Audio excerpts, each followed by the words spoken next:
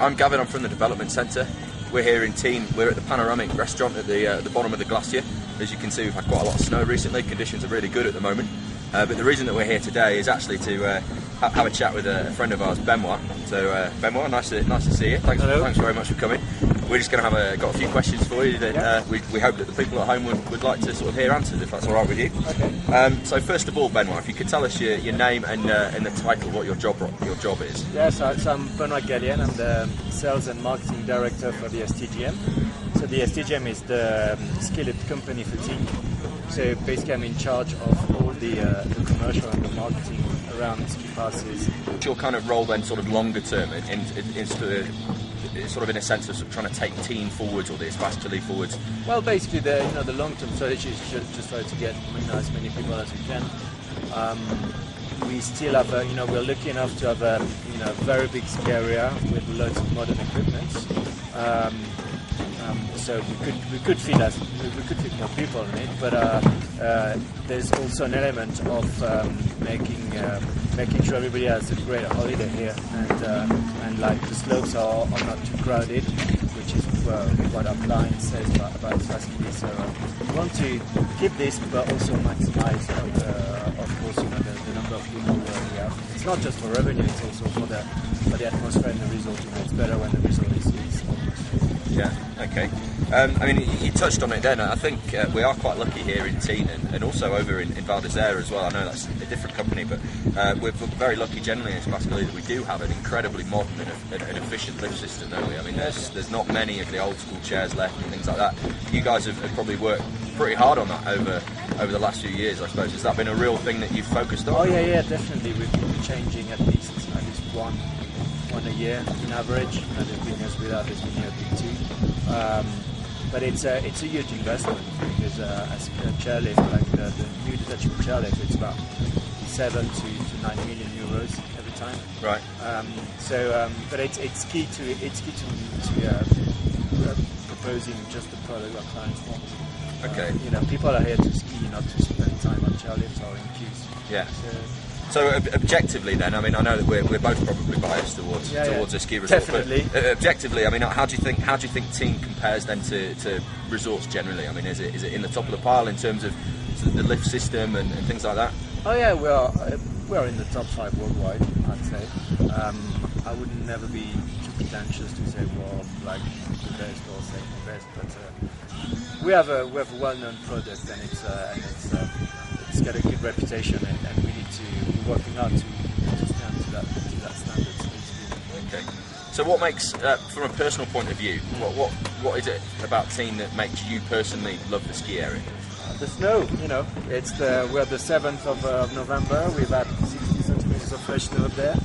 Is that right? 60 centimeters? Yeah, roughly. Get that in there, definitely. 60 centimeters. You've got about 80 here. You've got about 30 there because we had a lot of wind. But 60 is probably too generous. But 45 is okay. And it's really quick to get around, isn't it, the resort? You can go anywhere very fast, and there's a lot of really accessible off-piste as well, I think, which is a real plus point for the Tignes area. I mean, there's some great off-piste skiing, and you've only got to go 5 minutes off the side of a run or a short traverse. You don't have to do huge sort of boot packs and stuff like that, do you, to get to some skiing? Well, that's the thing. If that's what you want, but you've got it all, would you say? Yeah, the thing is, we've got the groomed area of the mountain represents 11% of the available accessible mountain. So that means you've got 89%, which is off-piste. And it's I think it's probably one of the biggest proportion in this industry. Okay, nice. So looking ahead then, with your sort of STGM in general, what's I mean, have we got anything new this season to look forward to? I mean, let's start with say lifts. I mean, what's the plan maybe for this season or over the next few years? What's happening in Tignes lift-wise? So this season we've got a new small but quite important lift in the Bréviaire, which is basically to link all the chalets that are operated in the Bréviaire through an inclined elevator to the cable car. So that you've got I think there's about 20 or 30 chalets which are run mostly by English operators, which will be in-house, ski out. So you just don't have to take the shuttle in the morning. You just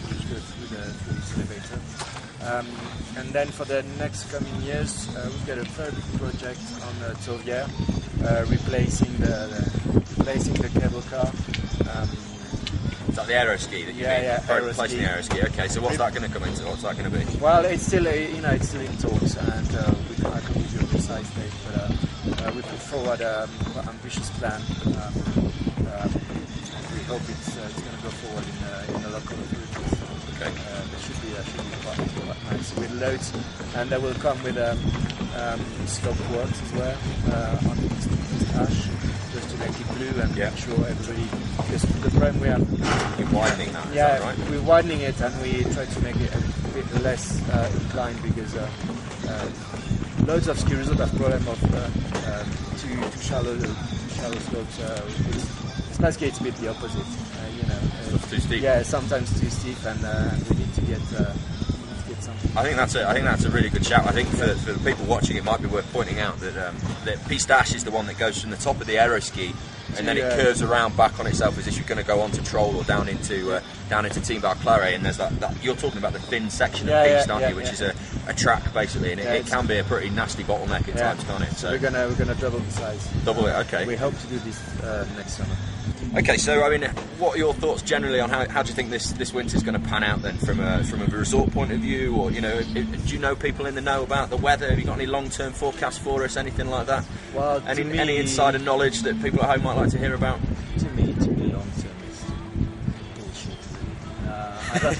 Honestly, every year they give some long-term predictions, and it's predictions, so it never happens as they say. So, right.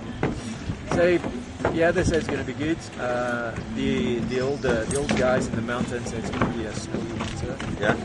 Is that because they've been peeling onions? Isn't that one of the ways that they do it? You've got the peeling onions. You've got the sorbier. You've got the gentians who are very high. You've got loads of things that say it's going to be. What is it with the onions? How does the onion trick work? Is this something that we can all do at home? Basically, an onion has a brain, as you know, right? And knows how cold it's going to be. So it just had an extra layer. Okay. So the more layers it's got, the more better layers, it's going to be. Yeah. Okay. All right. Nice. That's what they say. Don't quote me on that. No, I don't think so. I mean, it's always pretty unpredictable, isn't it? But again, an advantage. We're high. We're a high resort, and we get good snow. Like you say, we get it from all directions as well. I mean, we must do for Europe. We must have one of the best snow records. I would have thought historically. I think we did quite well. You've got us. You've got Zermatt, and you've got what's really on the border. Yeah, Zermatt, Chavigny, and that's about it. Well, I think that's a wrap, mate. Thank you very much for coming to speak to us. Just one more thing. Yeah. Who would you recommend if you needed a ski lesson? Who do you think? Oh, TDC. Sorry, say again? TDC. Oh, superb. But not Gavin. All right, mate. Thanks very much, man. Nice to talk to you. Cheers, Benoit. Bye. Thanks.